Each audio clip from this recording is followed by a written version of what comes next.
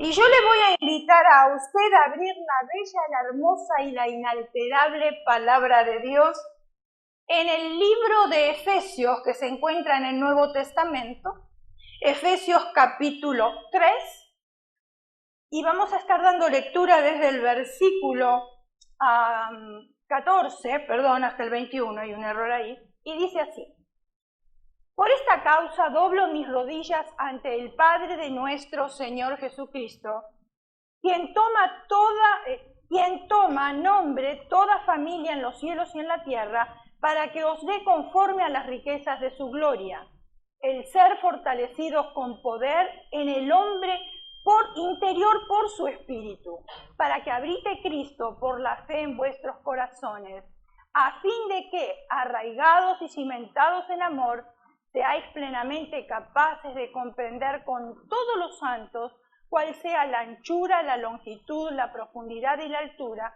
de conocer el amor de Cristo que excede a todo conocimiento, para que seáis llenos de toda la plenitud de Dios. Versículo 18. Seáis plenamente capaces de comprender con todos los santos cuál sea la anchura, la longitud, la profundidad y la altura, y de conocer el amor de Cristo que excede a todo conocimiento, para que seáis llenos de toda la plenitud de Dios. Y aquel que es poderoso para hacer todas las cosas mucho más abundantemente de lo que pedimos o entendemos, según el poder que actúa en nosotros, a Él sea la gloria en la Iglesia, en Cristo Jesús, por todas las edades, por los siglos de los siglos. Amén. Que el Señor bendiga esta porción de su palabra. Todos nosotros necesitamos tener nuestra alma restaurada. Y eso es periódicamente, no es una vez cada tanto, periódicamente. Somos heridos, la vida es dura, nos golpea el desaliento, la depresión y también la desesperación.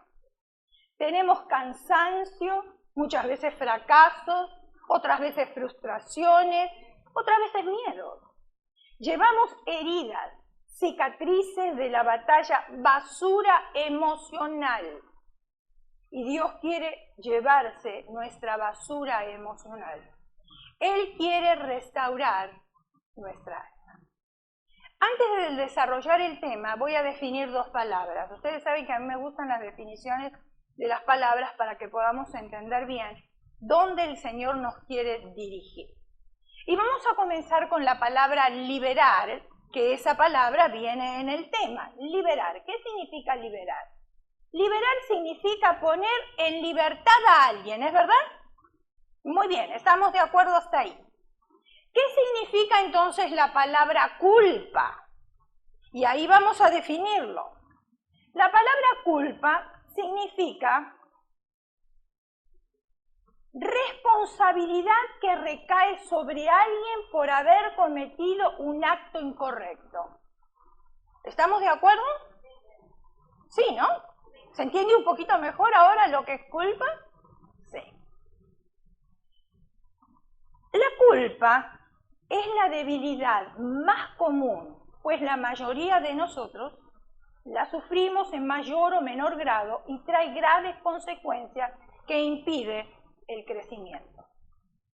Ese componente de nuestro ser que nos hace angustiarnos, torturarnos y muchas veces también despreciarnos.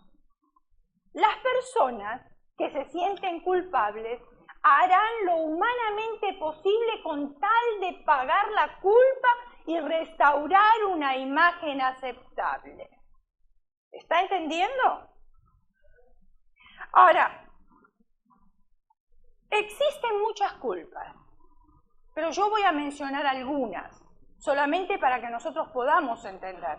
Si no, estaríamos aquí hasta quizás la semana que viene mencionando todas las culpas que existen. Pero voy a mencionar algunas para que podamos entender realmente cuáles son las diferencias entre una y otra.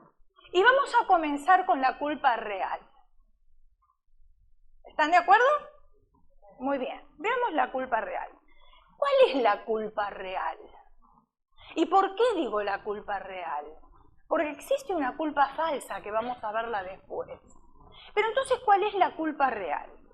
La culpa real es cada vez que nosotros violamos nuestra integridad, cada vez que hagamos algo contrario a la voluntad de Dios, nos hace culpables. ¿Me va entendiendo? Porque usted va a tener que diferenciar cuál es la culpa real y cuál es la culpa falsa. Porque si no, siempre va a cargar con una culpa. Otra vez, lo vuelvo a repetir, culpa real. Cada vez que violamos nuestra integridad y cada vez que hagamos algo contrario a la voluntad de Dios, nos hace culpables. Nuestra conciencia nos declara culpables. Les voy a contar una historia, y esta historia es verídica. Quizás usted la conozca, quizás no, pero la va a conocer hoy. Y es muy interesante, tocó mucho mi vida. El embarazo de la paciente era de aproximadamente 9 semanas. Tiempo suficiente como para que el doctor Bernard Nathanson demorara 1 o 2 minutos adicionales para asegurarse de raspar todo el revestimiento del útero y juntar el tejido para examinarlo. Al final de los 10 minutos del procedimiento, el doctor Nathanson examinó con cuidado los bultos de tejidos sanguinolientos para asegurarse de que podía ver todas las partes del feto desmembrado. Satisfecho de que el procedimiento se completó con éxito, el doctor Nathanson desvió la mirada de la camilla, hizo una seña a la enfermera y se quitó los guantes quirúrgicos. Después de arrojarlos en el cesto de la basura, se frotó las manos muy satisfecho, pero también para sacar de su mente lo ocurrido. Había realizado una buena labor rutinaria, pero una labor en la que deseaba mantener estándares elevados. Se le conocía como el rey del aborto. Nadie observando la escena en el quirófano hubiera podido adivinar que la mujer en la camilla del hospital era la amante del doctor. Ni hubieran podido adivinar que él acababa de abortar a su propio hijo. El doctor Nathanson era hijo de un prestigioso médico judío. Especializado en ginecología, Nathanson creció en un hogar sin fe, sin amor, donde imperaba demasiada malicia, conflictos y odio. Escuchen. En 1945 se enamoró de Ruth, una joven y guapa judía, con quienes hicieron planes de matrimonio. Pero la joven quedó embarazada. Bernard puso su carrera por delante y convenció a Ruth que abortara. La esposa y después la amante. No la acompañó a la intervención abortiva y Ruth volvió sola a casa en un taxi con una fuerte hemorragia, estando a punto de perder la vida. Al recuperarse casi milagrosamente, ambos terminaron su relación. Me imagino. ¿Qué hubiera hecho usted? Y le pregunto a las mujeres. Ese fue el primero de los 75.000 encuentros con el aborto. Me sirvió de excursión iniciadora al satánico mundo del aborto, confesó el mismo doctor Nathanson. En 1973 decidió un cambio en su carrera profesional. Ay, cuando Dios pone los ojos sobre una persona, hace cambios radicales. Ahora él quería cambiar su carrera profesional. Era el rey del aborto, así lo conocían. Sabía hacer muy bien su trabajo. ¿Cuál era el motivo que quería cambiar ahora su carrera profesional? Aceptó un puesto como jefe del servicio de obstetricia del Hospital San Lucas y su tarea cambió de atender madres a atender bebés. Dios sabe lo que hace, nunca se equivoca. La primera vez que el doctor Nathanson vio un ultrasonido en acción, porque no lo había visto antes, estaba con un grupo que rodeaban a una paciente embarazada. En una sala de consultas, observaban una demostración a cargo de un técnico. El técnico aplicó un gel conductivo en el abdomen de la mujer. Las mujeres saben muy bien de qué estoy hablando, ¿verdad? Y luego comenzó a mover sobre su vientre un sensor que sostenía con su propia mano. A medida que el manchón en la pantalla de video se hizo más clara, el doctor Nathanson se asombró. Podía ver un corazón que latía. Cuando el técnico enfocó con cuidado la imagen, el doctor Nathanson pudo ver las 4 cavidades que bombeaban la sangre. El técnico luego enfocó la frente, los ojos, la boca del bebé. Después, utilizando el zoom, mostró que el bebé tenía las manos dobladas sobre la cara. La mano derecha y la mano izquierda. En cada uno el doctor Nathanson contó 4 deditos y un pulgar. La vista por sobre la coronilla de la cabeza del bebé mostraba el desarrollo de su cerebro, donde podían observarse los primeros pliegues. Luego el técnico le hizo un scan a la elegante arquitectura de la columna vertebral. Durante el tiempo que duró el procedimiento, Nathanson se dio cuenta de que su mente había dejado de lado la palabra feto y había adoptado la palabra bebé. Qué gran cambio, ¿no? A veces feto como que se considera nada. Un bebé se considera una persona. Sintió un escalofrío. El aire en el ambiente parecía hacerse más denso hasta que le resultó difícil respirar. Me imagino. Su disposición de ánimo fue de la emoción por el nuevo conocimiento, hasta que un pánico húmedo en su frente le golpeó con toda su fuerza. ¿Cuántos bebés como esta niñita él mismo había cortado en pedazos? ¿Cuántas vidas humanas había él terminado? Pronto se convenció de que había vida humana en el vientre de una mujer desde el comienzo mismo del embarazo. El ultrasonido mostraba a bebés que trataban desesperadamente de escabullirse del aparato de succión. Un feto de 12 semanas continuó luchando incluso hasta después de haber sido severamente mutilado. Abría su boca en lo que parecía un horripilante grito de miedo y de dolor. Al mismo tiempo, un grito silencioso, interno, comenzó a dominar la vida del doctor Nathanson. Preocupantes preguntas surgían en su mente una y otra vez. ¿Cómo pude haber sido tan ciego en cuanto a la naturaleza del aborto? ¿Cómo pude haber dirigido asesinatos masivos? ¿Y cómo pude hacerlo con una actitud como si simplemente fuera una cuestión de competencia profesional? El doctor Nathanson se encontró cara a cara con la culpa. Y esta sí era la culpa real. Culpa verdadera. No un sentimiento pasajero de vergüenza o turbación, sino el conocimiento brutal y aplastante de su propia maldad.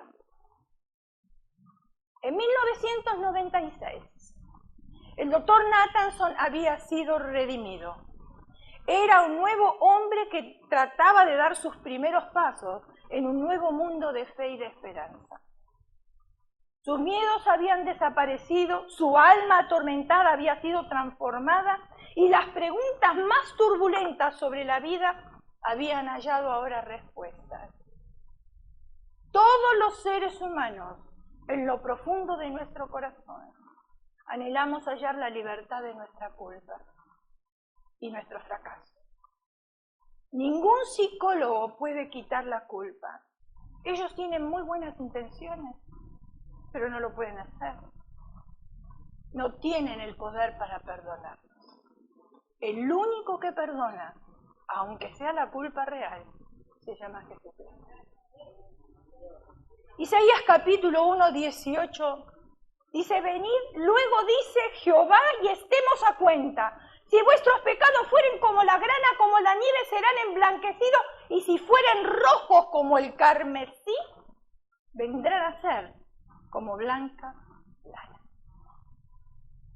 Vimos la culpa real, creo que la habrán entendido, ¿verdad? Ahora vamos a ver cuál es la culpa falsa. A mí me interesa eso. Bueno, yo ya lo sé, pero me interesa explicárselos a ustedes también para que lo sepan. La culpa falsa es cargar con la culpa de otros. Esa es la culpa falsa. Una niñita de 6 años le dijo a su amiguita, mi papá ya no vive con nosotros. Nos dejó porque él no me quiere. Escuchen. En realidad el divorcio de sus padres nada tenía que ver con la niña. Eso era un problema de adultos, era un problema de ellos dos. El padre la amaba muchísimo. Pero la interpretación que la niña le dio al divorcio es que el padre no la amaba y que por eso la había abandonado y se había ido. Porque si realmente la amaba, se hubiese quedado en la casa. Hay otra culpa que se llama disfrazada de responsabilidad.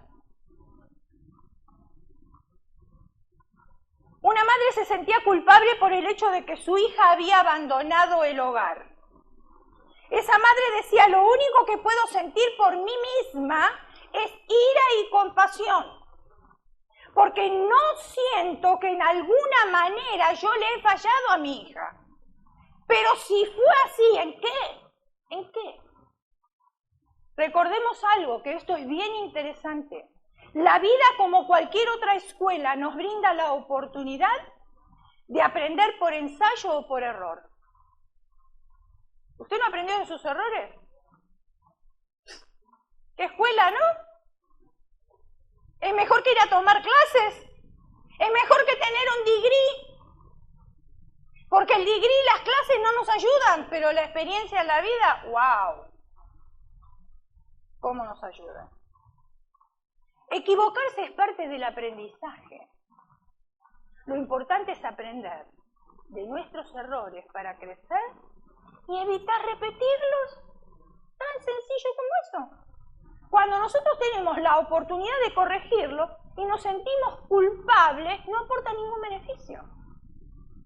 Por eso tenemos que tener mucho cuidado. Mire, una de mis amigas, yo la conocí en la iglesia cuando nosotros no éramos pastores, cuando nos convertimos, recién convertidos, ellos también asistían a la iglesia.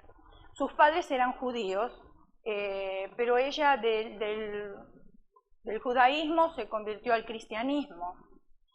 Por razones de salud, estaba muy afectada y le hablaron del Señor y ella aceptó al Señor como su Señor personal o su Dios personal. Y entonces ella venía a la iglesia, nos hicimos amigos y ella siempre contaba lo estricto que era el padre, especialmente el papá. Y cuando ella traía, por ejemplo, era una chica muy organizada, muy estudiosa, para que ustedes vean lo organizada que era, que si usted abría, usted podía comer en el piso de la cocina de brilloso que estaba ese piso. Y si usted abría la alacena, ella tenía las cajas de los cereales, todos en soldaditos. El más alto, el más bajito, el más bajito, el más bajito, el más bajito. Ni atrás ni adelante. Todos bien como soldaditos. Si el esposo iba a agarrar las medias de la mesita de luz, él tenía que usar estos dos dedos como una pincita y agarrar la media así, porque si corría la de al lado, ella iba y acomodaba todo de nuevo. súper ordenada, súper limpia. Iba a un retiro y volvía con las valijas. Ella no podía contarle al esposo lo que había vivido en el retiro, porque primero tenía que lavar la ropa, acomodar todo y después recién le contaba al esposo. Ahora, ¿a raíz de qué ella formó esta actitud o esta manera de ser? A raíz de que cada vez que ella traía el reporte de la escuela, se lo entregaba al papá y ella sacaba buenas notas, pero el papá le decía esto: lo hiciste bien, pero lo podías hacer mejor. El papá nunca estaba contento. Lo hiciste bien, pero lo podías hacer mejor.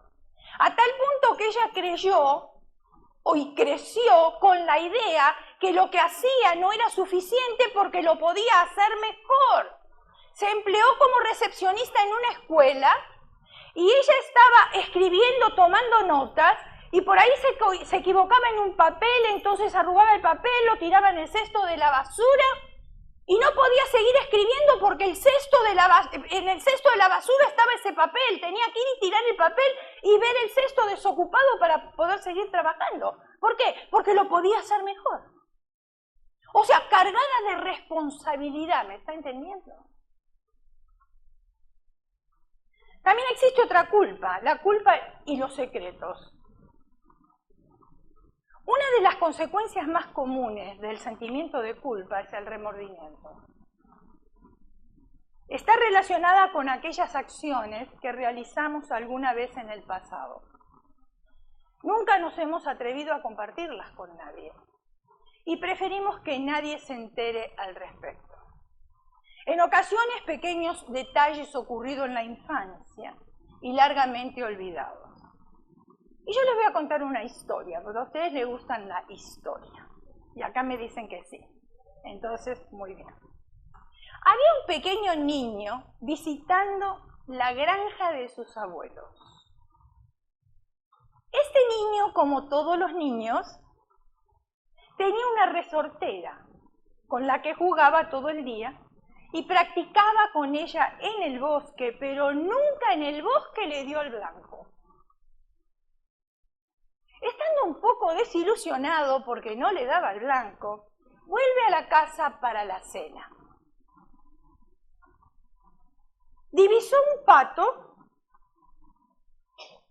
la mascota de la abuela.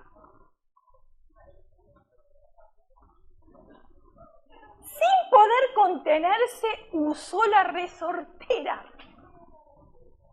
Se identifica, ¿no?, con los niños. Y eso capaz que hasta nosotros lo hemos hecho. Bueno, yo no usaba resortera, pero sí tocaba el timbre y salía corriendo, ¿no? Muy bien. Entonces, ¿qué hizo? Usó la resortera y ¡bum! ¡Target! ¡Blanco! Le pegó el gato. Le pegó el pato. Le pegó el pato en la cabeza y lo mató. Ahora el niño estaba triste y espantado. Tenía pánico. Escondió el cadáver en el bosque.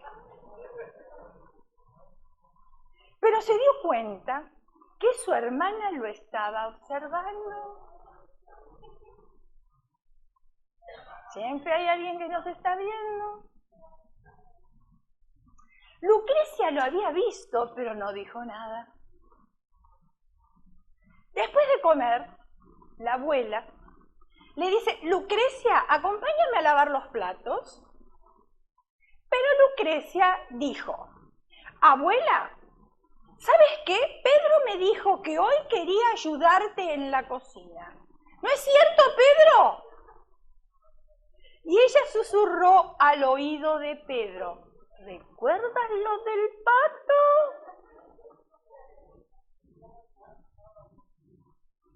Entonces, sin decir nada, Pedro lavó los platos. En otra ocasión, el abuelo le preguntó a los niños si querían ir de pesca. Y la abuela dijo: lo siento, pero Lucrecia debe ayudarme a preparar la comida. Pero Lucrecia, con una sonrisa, dijo: yo sí puedo ir porque Pedro me dijo que a él le gustaría ayudar. Y nuevamente le susurra al oído, ¿recuerdas lo del pato? Entonces Lucrecia fue a pescar y Pedro se quedó.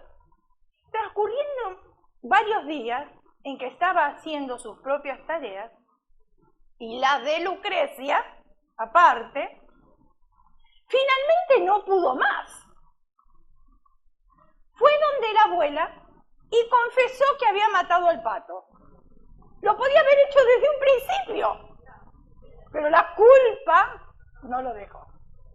Pero ahora ella estaba harto de que su hermana lo manipulara todo el tiempo, porque le tocaba el doble trabajo, sus tareas más las de la hermana. Ella se arrodilló, la abuela se arrodilló, le dio un gran abrazo y le dijo, amorcito, yo ya lo sabía, estuve parada en la ventana y lo vi todo. Por eso siempre le decía, Lucrecia, acompáñame, la ponía a ella. Pero porque te amo, te perdoné. Lo que me preguntaba era, ¿hasta cuándo permitirías que Lucrecia te tenga como esclavo? La abuela se preguntaba eso, ¿hasta cuándo la hermana lo iba a tener como un esclavo?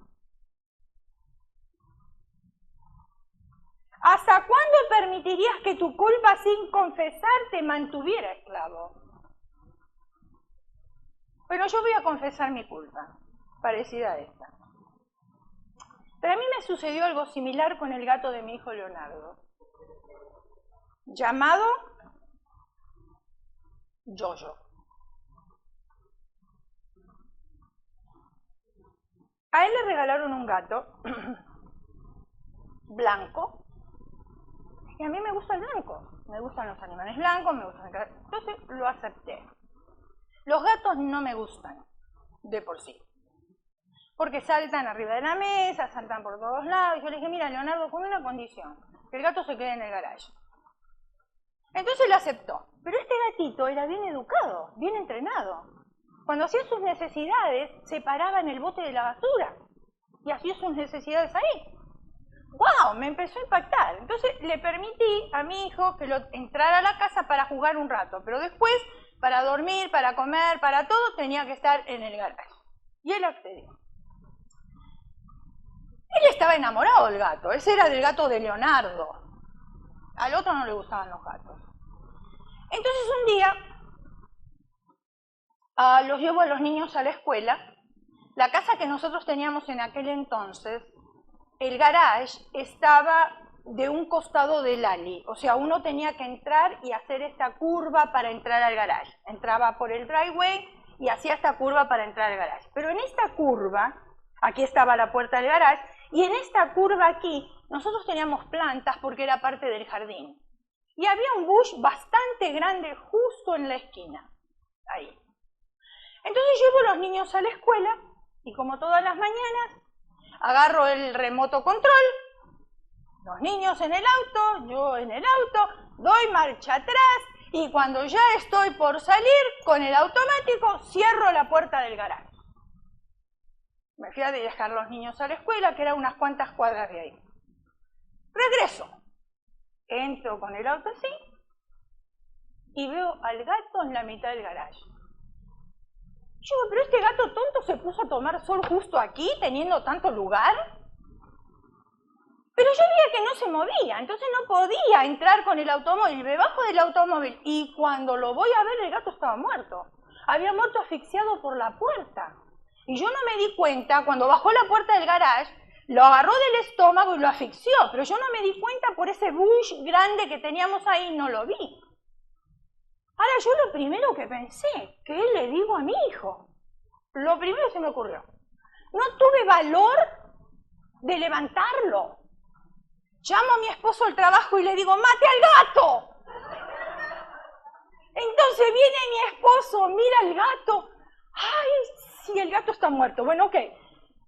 Agarramos el gato, quitamos toda evidencia, ocultamos toda evidencia de asesinato para que el niño no se diera cuenta. Y después de haber ocultado toda evidencia de asesinato, me dispuse a mentir. Porque así es, mire, la culpa lleva a otras cosas.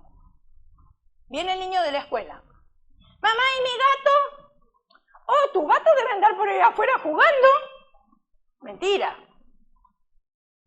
Pero estuve afuera y lo estuve llamando y el gato no volvió. Bueno, se habrá ido a la casa de la vecina, ahora viene. Pero mamá, y se hacía cada vez más tarde. Pero mamá, ¿y mi gato?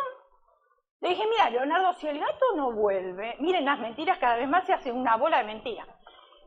Si el gato no vuelve, a lo mejor no estaba contento con nosotros y se fue a otra casa. No sabía más que inventarle, qué decirle para que no llorara. La cuestión, que llegó la noche, el gato no volvía, el nene lloraba, tratábamos de consolarlo, no tenía consuelo, se levanta a la mañana buscando al gato, el gato no aparecía, y entonces me dijo, mamá, yo quiero otro gato. Y como a mí los gatos no me gustaban, le dije, bueno, con una condición, tiene que ser blanco. Y gatos blancos tan difícil para conseguir, otra manipulación de parte mía, escuche. Porque así no tenía otro gato. Entonces él cada vez que venía de la escuela esperaba el gato no aparecía, iba a buscar el diario y empezaba a buscar a ver dónde podía encontrar un gato y no había gatos blancos. Entonces espere. El gato no apareció. Nunca tuve el valor para confesarle la verdad. Pero yo trabajaba en un salón de belleza en la ciudad de Burbank y la señora, para Navidad, tenía la costumbre de hacer una reunión para sus empleados con sus familias. Entonces invitó, por supuesto, a mi esposo, a mis hijos. Fuimos todos como familia. Ya esto del gato había pasado unos meses. Pero cuando llegamos ahí, a la casa de esta señora, tocamos el timbre, ¿quién nos recibe? Un gato blanco. Y yo dije, no. Y mi hijo me dijo, mamá, un gato blanco. Dije, bueno, pero como la señora es la dueña, está bien, que el gato sea blanco, no me importa. Pero en eso dice la dueña, si te gusta, te lo regalo. Porque mi esposo cada vez que viene enojado agarra el gato y lo tira contra la pared. Nos fuimos 4, volvimos 5 a la casa. Volvimos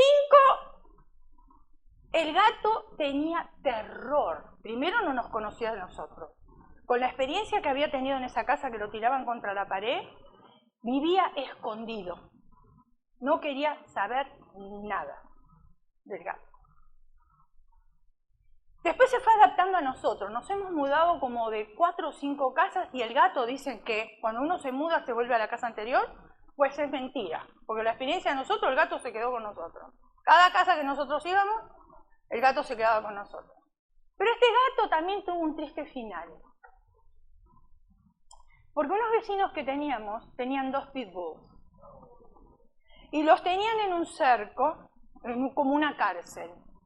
Pero los pitbull, cuando no pueden salir, excavan y salen por abajo. Entonces no les sirvió de nada que tuvieran una reja ahí, todo alrededor, como una cárcel para ellos, porque salieron igual. El gato estaba durmiendo justo adelante de la casa, porque estaba el sol, estaba ahí, y estos 2 pitbull vienen y lo destrozaron. Al gato, bueno. Mi hijo para ese entonces ya tenía 17 años. Vino una vecina y me golpeó la puerta y me dijo lo que había pasado, porque yo no había visto nada, ni había escuchado nada tampoco. Y cuando salgo lo veo al gato y me mira como diciéndome, ayúdame. Lo agarro, lo pongo ahí, era la hora que mi esposo llegaba del trabajo, entre los dos lo estuvimos mirando, lo estuvimos limpiando con alcohol, etcétera, etcétera, y nos fuimos al veterinario. Pero cometimos el error de dejar el alcohol y las gasas llenas de sangre. Cuando mi hijo volvió, encontró eso. Y lo encontramos tirado, 17 años, sobre el sillón llorando porque se había dado cuenta que algo le había pasado al gato. La cuestión que el veterinario nos dijo que lo pusiéramos a dormir porque no iba a poder sobrellevar la cirugía, porque estaba muy dañado por dentro. Entonces lo pusieron a dormir, tuvimos que darle esa noticia. Entonces yo no me animé a contarle lo que había pasado, pero siempre estaba que yo le había mentido a mi hijo y que no le había dicho la verdad de lo que sucedió. No hace mucho tiempo atrás, que un día se lo conté. Y le dije, ¿te acuerdas de aquel gato que nunca venía? Esto fue lo que pasó. O sea, que muchas veces nosotros guardamos cosas, a veces son sencillas, cosas que podemos enfrentarla y por temor a la reacción quizás de otras personas, no las contamos. La culpa hace que después de recibir el perdón de Dios, la persona no se sienta perdonada. La culpa ata el pasado haciendo perder las bendiciones del presente.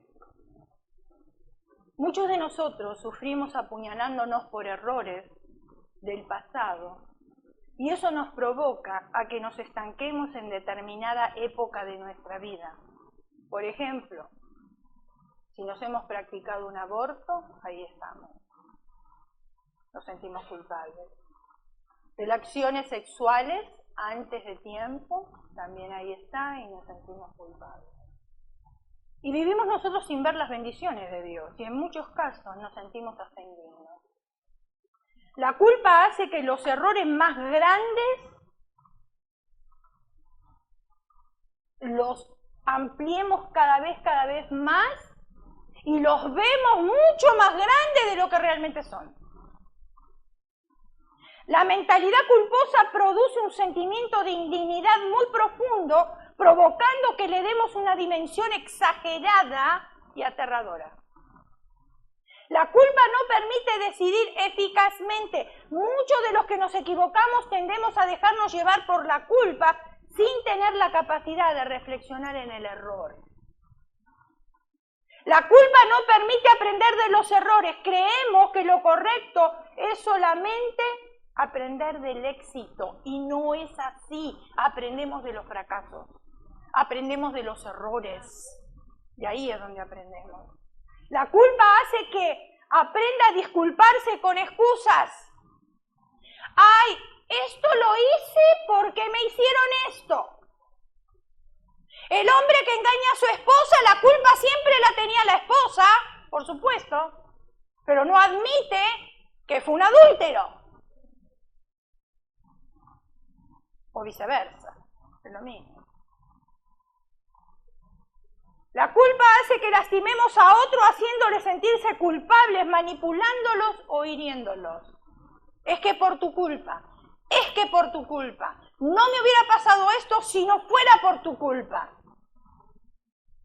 La culpa produce rebeldía. Una persona que la culpan constantemente, para educarle o adoctrinarle, tiende tarde o temprano a generar una conducta rebelde.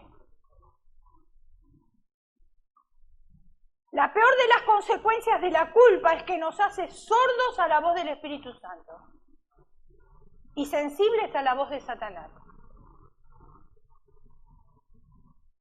La culpa es el instrumento más poderoso que los demonios tienen para hacer que una persona nunca crezca. Quizás por eso hay tantos enanos espirituales, que por no enfrentar la culpa, detienen el crecimiento. La culpa le dice al cristiano que Dios lo rechaza y Satanás se lo afirma. La culpa es sentir indigno de la gracia de Dios a un cristiano y Satanás le ayuda a creerlo. Satanás usa la culpa para apartar al cristiano de toda posibilidad de cambio. Y quiero dejar en claro, lo que intentamos enseñar es a no sentirnos culpables, sino a sentirnos conscientes de lo que hemos hecho. Lo que está mal, está mal. Y no tratamos de hacer que las personas lo ignoren, sino que con la fortaleza de Dios, no con las nuestras, y por gratitud y respeto a Dios, no por culpa y religiosidad, encontremos la manera de enfrentarlo. Superar la culpa es algo sencillo. Al volvernos conscientes de cómo funcionan los mecanismos de la culpa y cómo hemos permitido que nos afecten, nos damos cuenta que está a nuestro alcance poder superarlo. O sea, atravesamos por circunstancias difíciles en la vida, pero Dios siempre tiene una respuesta de bendición para esas circunstancias difíciles. Y al que menos le tenemos que tener temor para ir delante de su presencia y desnudarnos espiritualmente de cosas que hemos hecho, es a Dios. Porque Él no nos va a juzgar, todo lo contrario. Él nos va a enjugar nuestras lágrimas, Él nos va a abrazar y Él nos va a llevar y restaurar para que sigamos adelante.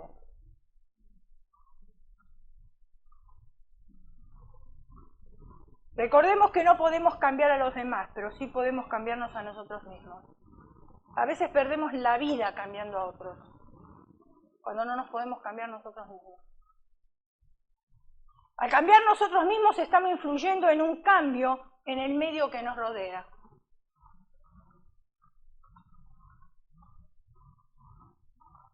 Yo no sé si usted alguna vez se levantó media con los cables cruzados, ¿no? ¿Yo sola? Parece que a la noche como que se desconectaron. Y se conectaron, pero el positivo con el negativo yo no sé con quién, pero bueno, ahí. Y entonces uno a la mañana está... Todos pusimos los dedos en el enchufe. Y toda la casa está igual. Pero cuando hay paz, todo lo que nos rodea tiene paz. Sencillo, es fácil. Entonces yo tengo que cambiar. No los demás. Y qué difícil que es cambiar, ¿no? Yo no sé, pero para mí sí.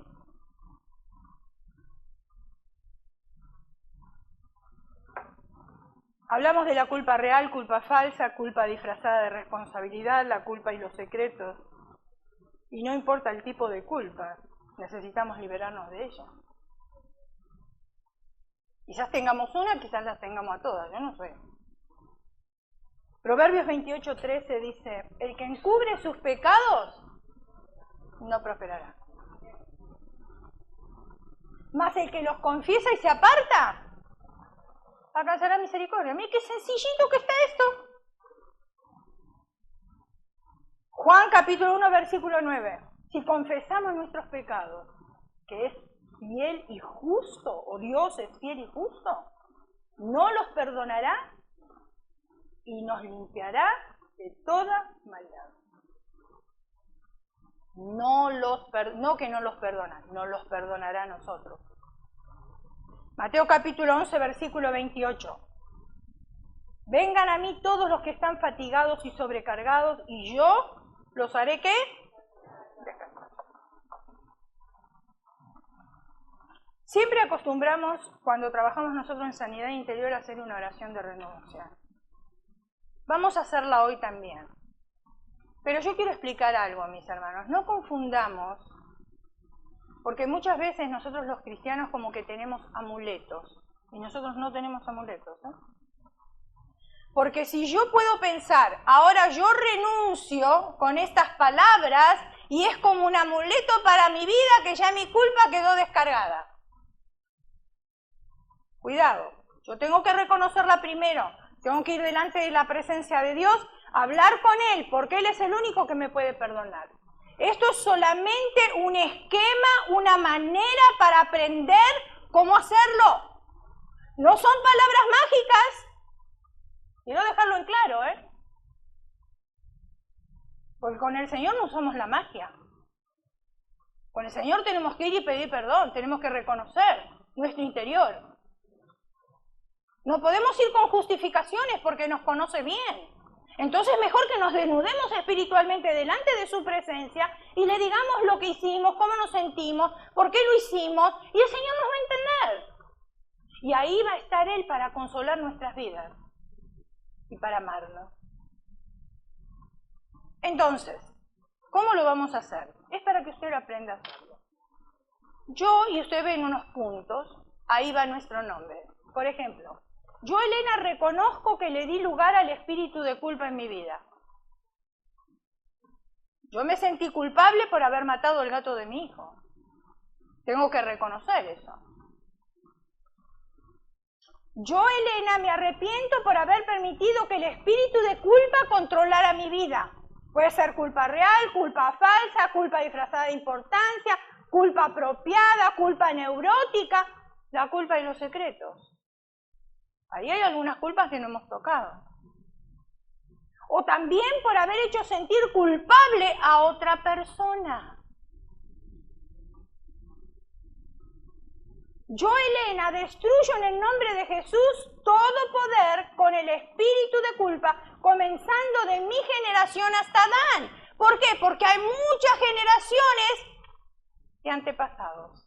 Y tengo que ir hasta el último de todos, o el primero de todos. Para mí sería el último casi, ¿no? Pero es el primero en la lista. Después, yo, Elena, rompo con el espíritu de culpa que trajo consecuencia a mi matrimonio, si es que es matrimonio, en la escuela,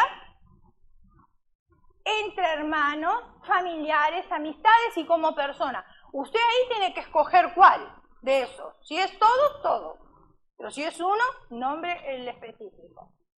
Yo, Elena, renuncio al espíritu de culpa porque entiendo y creo en la palabra de Dios que me dice, ahora pues, ninguna condenación hay para los que están en Cristo Jesús, los que no andan conforme a la carne, sino conforme al Espíritu. ¿Lo entendió? Sencillito. Sencillo, pero da mucho resultado.